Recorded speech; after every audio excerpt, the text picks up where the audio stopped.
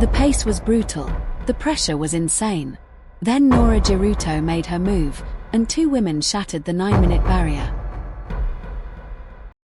Boston Marathon winner Des Linden for the call of the women's steeplechase.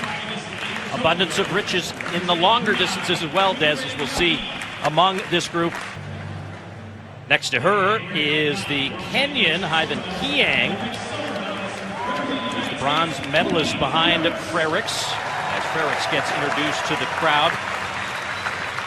Kenyan comes in as the #1 ranked steeplechaser in the world on the women's side. She's had a great year thus far, has won 2 Diamond Leagues, Stockholm and Monaco, looking to add to that.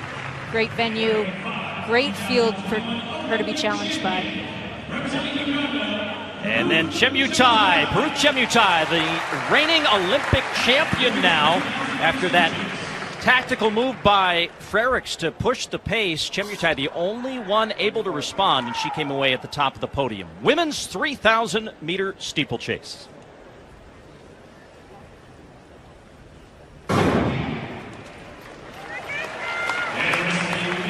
About 7.5 laps of the track. They will go by the water jump at the north end of Hayward Field this first time. You see it there. They'll come around and go through that pit the remaining laps of the race. And again, once they get into a rhythm, you can see, because they're all on the rail, that's a reflection, Des, of the fact that this pace is going to be fast today. Absolutely. It's already strung out. You see Chemutai just tuck in right away. She's on the victory tour. She's got high confidence. She's the gold medalist for Uganda, but honestly the first woman for Uganda to win any gold medal. So this is rare air, and she met the president on high and on cloud 9, and she's rolling with it. So Chemutai tucked behind the pace setter Chepngetich of Kenya, then back behind her Norah Jeruto, has actually the fastest time in the world this year, and now steps just a half stride or so ahead of Chemutai, and behind them is Kenyan and Frerichs, the other 2 medalists from Tokyo. Jeruto is going to be fascinating. She's got fresher legs. She did not compete in the Tokyo Olympics. She's actually transitioning from a Kenyan citizen and going to compete for Kazakhstan, and that's still in process, so was unable to compete in the Olympics. Fresher legs, has the fastest time of the year, but hasn't competed in a while, so we'll see if she's coming off a little injury or if she's just staying fresh. Winfred Yabi back in 6th position, kind of bridging that gap between these 2 front and rear groups of this women's 3,000-meter steeplechase. Everyone that you would expect to be there is right in the mix. We have 6 of the fastest women in the world in this race. Their PRs range from 8:58 to 9:03, so you expect them all to be there. If they're all on their game, it could be anyone's day. It's just going to be a little gamesmanship early, matching the pacer and staying safe, watching out for those barriers and clearing them smoothly. Yeah, the pace so far here very quick. The wave light technology we talked about during the men's 800 meters is actually all the way back in about 8th or 9th place, and that was supposed to be set up for about a 9-minute pace. So we are running very fast early on here in this women's 3,000-meter steeplechase at Pre. You can see them settle in, find their space. This is pretty traditional how these races look with this big group up front. Because they're so close in ability, it looks like they're bunched up and, you know, just taking it easy, but they're all just very, very comparable. So it's just matching each other and making sure you don't miss the move because you didn't have the good spot in the group.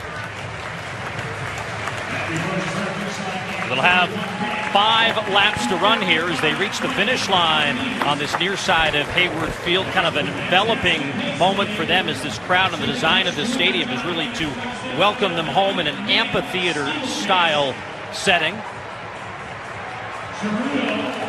But Chepngetich continues to drive. A few long strides by Jeruto as she tries to maneuver that. And, you know, those steeples come fast. I know you've stayed away from this event, perhaps by purpose.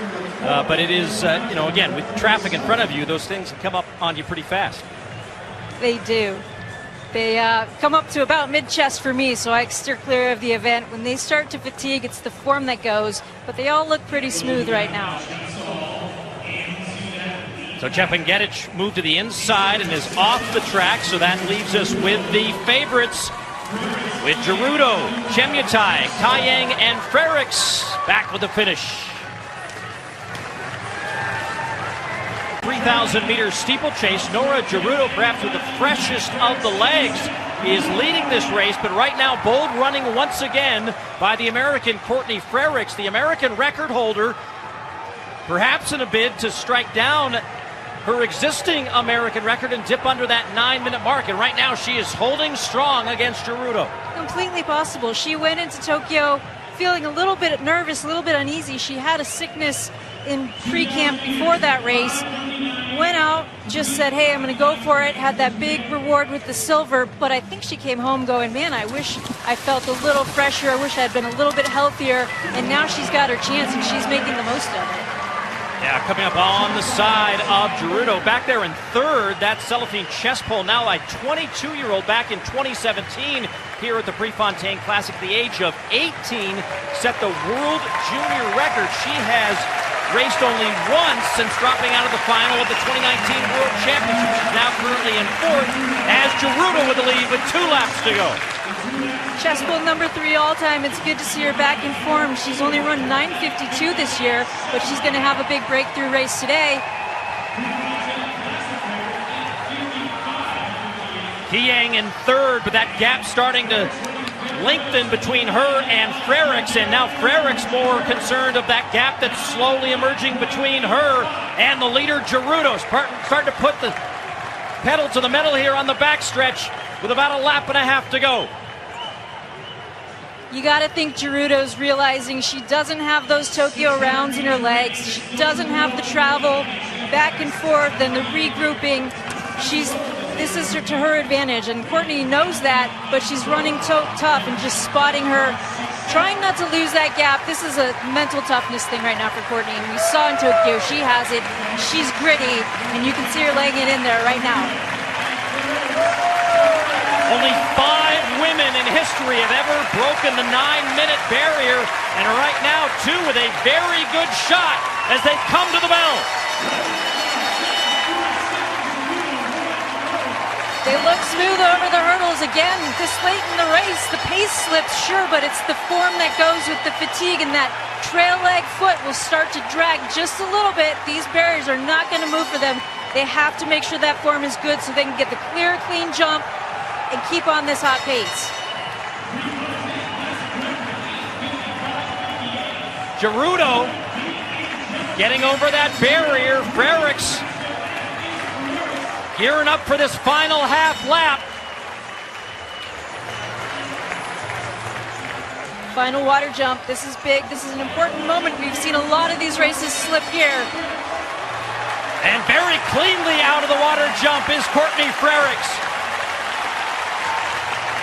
Jeruto's going to win this if she can successfully maneuver that last barrier, but everyone on their feet for the American Courtney Frerichs.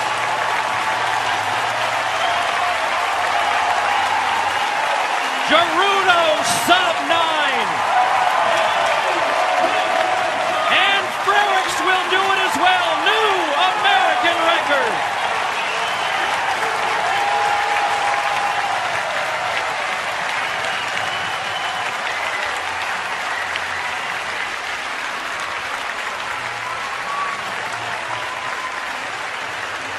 What a few weeks for Frerichs to have that silver in Tokyo, to be rewarded for that big risk-taking run, and now to get to tuck in behind someone like Jeruto, who is willing to push the pace late and just follow that lead. She said she was in the shape of her life.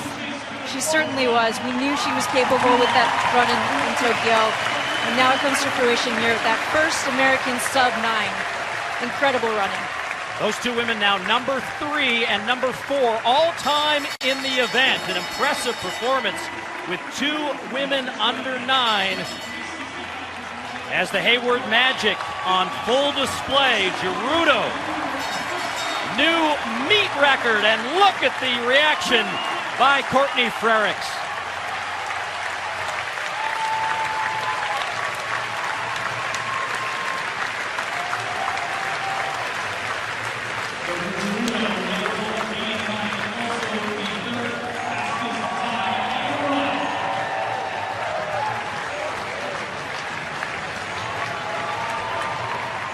Great reaction from the crowd here at Hayward Field. Very appreciative.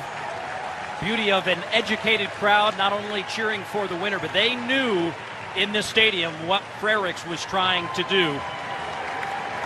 And still celebrating and catching her breath as we see the final results of the women's steeplechase.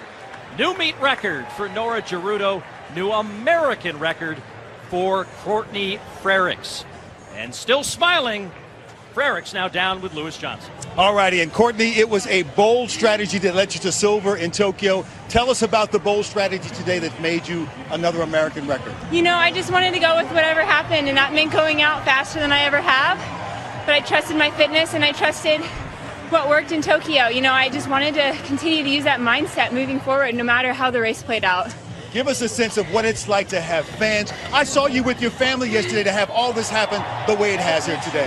It's just like the victory lap that I finally wanted after the games. And so, you know what, I told myself there's no pressure for this one. Like, why not just go for it? And, you know, I think that using that bold strategy was going to make me really proud to do it in front of the crowd. And what does it mean for you now to be the first under 9 minutes for the United States? I mean, this is a dream come true. You know, whenever Emma was the first to go under 9:10 in 2016, I felt like we started dreaming about this moment. And you can see how hard it is. It's taken 5 years, but I'm just so happy right now. And I know this is just the start. We're going to keep pushing the barrier. Congratulations. Thank you ought to you. get another victory lap on that one.